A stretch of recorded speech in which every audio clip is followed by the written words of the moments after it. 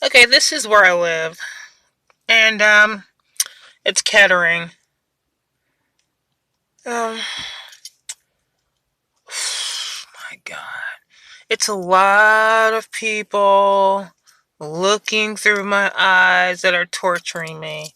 There are a few that do not see through my eyes and torture me, and it's quite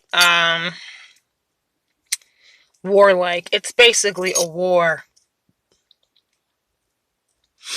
And what they did, they got the most disgusting poor people that nobody would want, nobody would care about, and that would do the most horrendous crimes against humanity.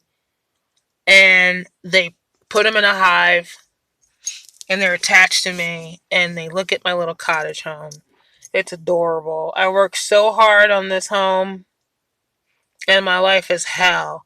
They're talking over my voice. I get no breaks.